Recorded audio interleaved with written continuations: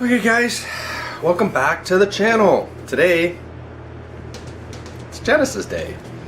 And we are, or I am, going to replace something that is needed to get rid of some clunks.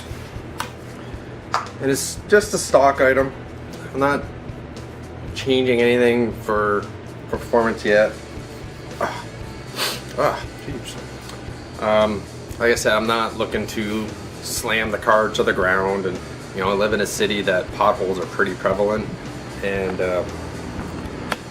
it's not fun to drive and clunk and bang and slam, and so I'm getting some clunking. So lower control arms. Now mind you, these are the front lower control arms.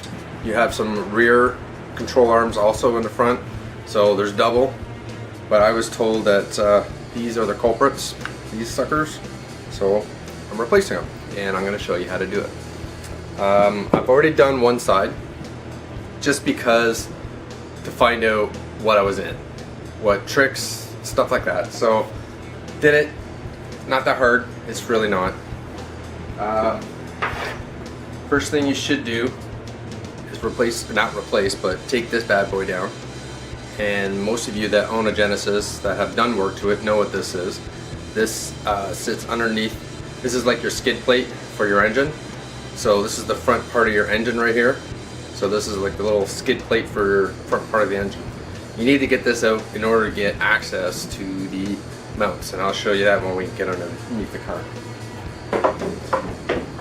Another good thing to note is when you're doing each side, number one, have the car in the air. So the front end, if not the whole car, one of the two.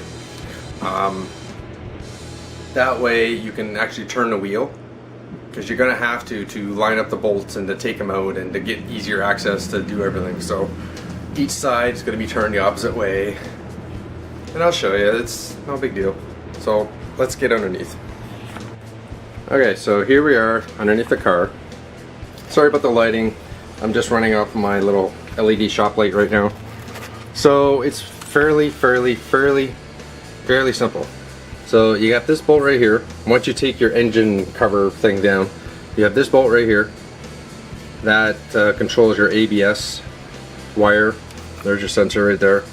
Then you have this bolt, and then underneath here, if I can get there, right there. I don't know if you guys can see that. I can see that. So you have to remove the cotter pin to get the castle off, and then throw those away because you're never using those again. One-time use cotter pins.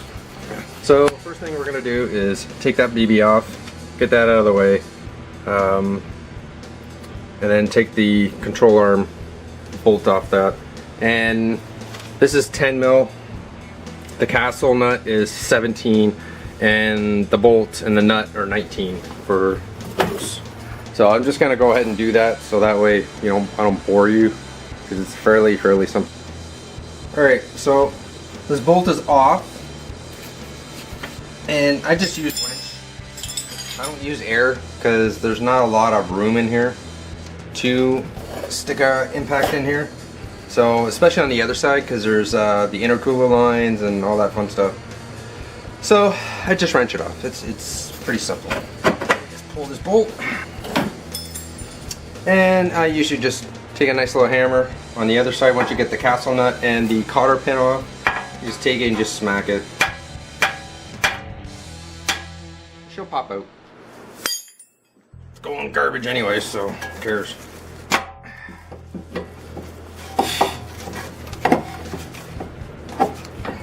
Way. There you go.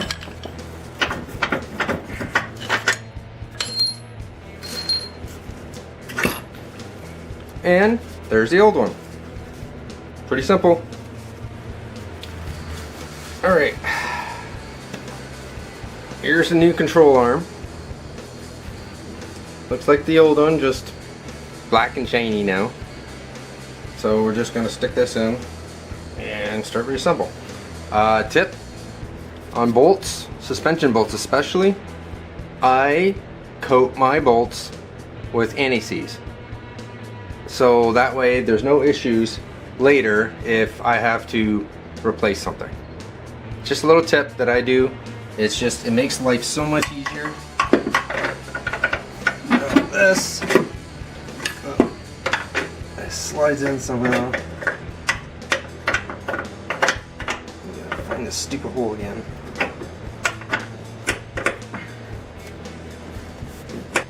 Right.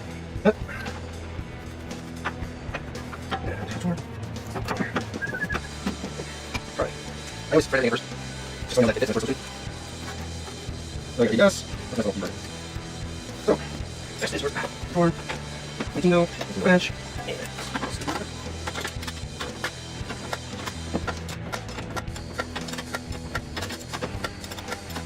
Yeah, you are. Go down, bench.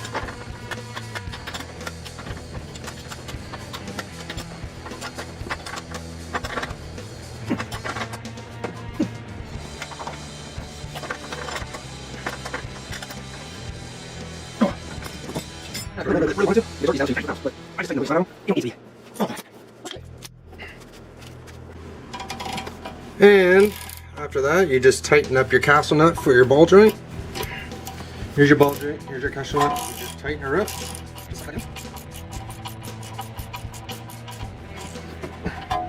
And we're done. Brakes are a little slot for the cotter pin. So if anyone doesn't know, this is a cotter pin. You put it through, and then it's got a little split right here. You split these two around it so it doesn't come off. As simple as that. And I need to go more. A little bit more. Just ease it until you get the holes lined up so you can slip your cotter pin all the way through, just like that. Line it up so it's flat.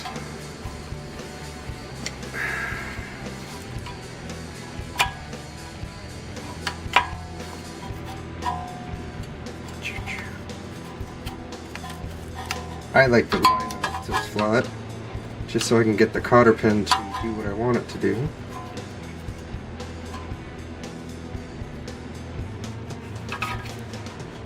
And you just spread the so-called forks, or whatever you want to call them. That way they wrap around the nut. And that's it.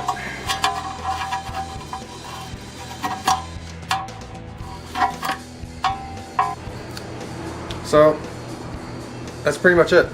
Just put the tire back on, put your little skid plate grill thing back in. That's it. It's pretty simple. Take it for a toot. If you like this video, give her a thumbs up. Have any comments, let me know. And subscribe. Still trying to get this channel boogieing.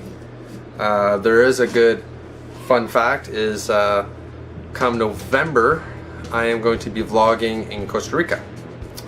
Me and the missus are going to Costa Rica on vacation. So I'm going to vlog some of it, and some of it's going to be on a golf course in Costa Rica as of right now. So thanks for watching, and see you next time.